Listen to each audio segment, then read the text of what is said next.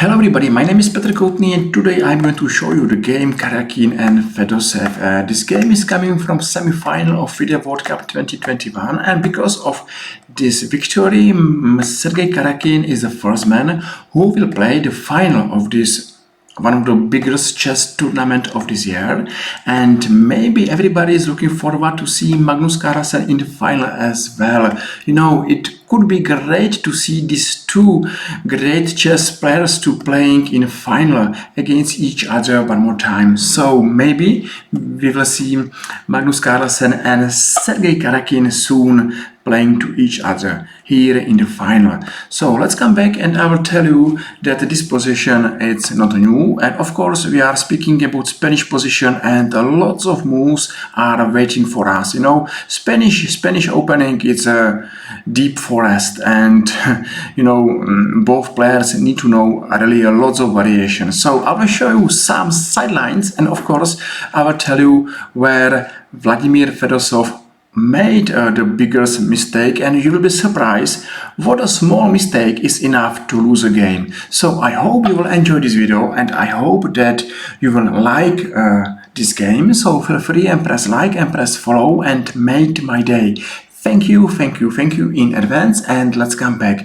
After move d5, which is a little bit more aggressive, center is under fire, and of course if you know what to play, you will take on e5, and this is the right move and a right pawn exchange. So white took on e5, one more exchange, and now Sergey played move knight to f3. It's interesting.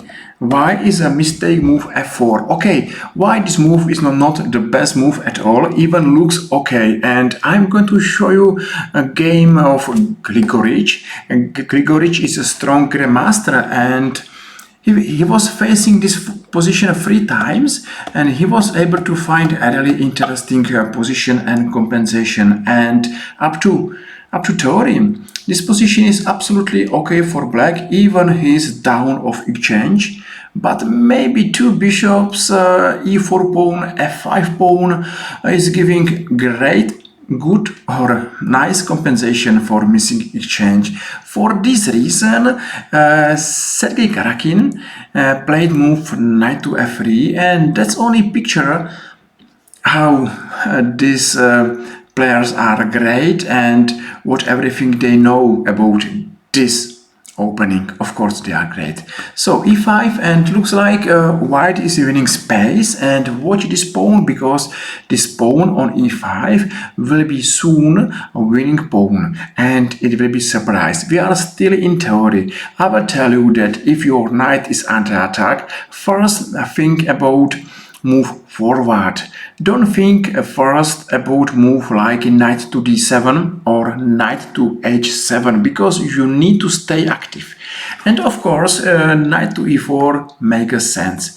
So bishop to f4, c5. Both players are winning space. So black is winning space on a4 squares, b4, c4, d4, and say white is winning space in the center, d6, e6, f6. It's a funny position that still we are in theory, and both players, of course, looks like they know what they are playing. So a4, f5, h4, why not? h5 looks good, and rook to f8 is a losing mistake. One more time, see this move and ask yourself, how is possible that this move is nearly losing mistake? Of course, if I'm playing against you, this is a normal move, but if you are playing against Karjakin, this is a losing move, and even you will not lose anything, even you will not lose pawn exchange, and you will not be checkmated. Black's position is nearly lost. So that's a funny, and it's a funny that this was the first move which black played in this position, because until now everything it's easy to find in chess opening books. Okay, let's watch what's happened next. So Karjakin played like engine. He took on a8 and played move e6, and of course right now this move is a winning. Pawn on e6 looks like a weak pawn, but it's very strong, and the idea behind this move is that white will find very easily good squares for his pieces. Right now black will have a problem to be active and to improve his position. Yes, of course, looks like, up to me, maybe this pawn is losing and I should not understand what's great if I will not know this game. So let's watch this game. Okay, what to play? Now I will show three variation. For example, bishop to d6, take, knight to h4, and okay, what's going on? For example, if black will take f3, and that's of course lost because black is losing at least exchange. Yes, of course. So let's come back and say that now black will go to f4, take, and of course this position looks like it's lost because this terrible strong pawn on e7, and I'm going to still show you some variation. It's funny to see. Okay, let's go on, and this endgame is lost. So white is winning even here. So it's really funny to see that this pawn on e6 is not weak and it's strong. So black played move rook to e8, but remember what's happened, and I'm coming back. What's happened? First he went rook to f8, and that was a mistake, and now he's coming back rook to e8, so he was wasting a really important move, and it's too late. Knight to e5, okay, knight to g6, and okay, what to play? For example, what's going on if black will take on e6? I think the same variation is waiting here, f3, and at the end black is losing something, okay? For example, here. Sure, I'm sure that white is winning here. So another option was here to just to take on f4.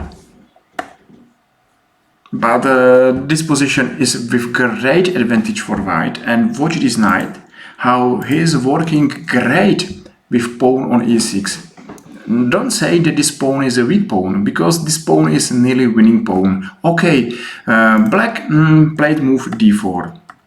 I understand that he still believes that this position is maybe worse, but it's not lost. You know, he is going to open this piece. It looks for me great that knight and bishops are doing good job, and still it's hard to believe that white is nearly winning. Okay, one exchange.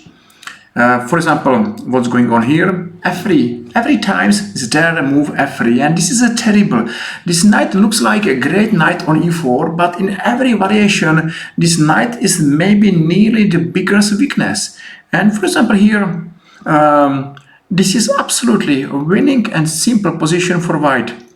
It's fantastic. It's fantastic. One simple, normal looking move is nearly losing. So black took on f2, but you know, it's not enough. And d5, and maybe black is still back and is still playing, but these two pawns are winning, and you know, nobody will stop them. So it was maybe easy game, but at least you saw interesting game. And right now black resign. Looks like nearly without fight, because he played 21 moves from the book. Then he made a mistake and he lost. But anyway, that's a chess, and everybody should play all openings well-known moves, and at least to play first 21 moves like Sergey Karjakin. So what to say? Sergey Karjakin is back. He's in a final. He's playing great chess, and it could be interesting to see final Carlsen Karjakin, and I wish that we will see this match soon. So guys, thank you very much for watching. I hope you enjoyed this video. I hope you saw interesting variation and you understand what was wrong, why move rook to f8 was a losing move, and we saw good game. So I hope you enjoyed. So thank you very much one more time for every like and follow, and I hope I will see you soon in our another YouTube chess video. Thank you and see you soon. Bye bye.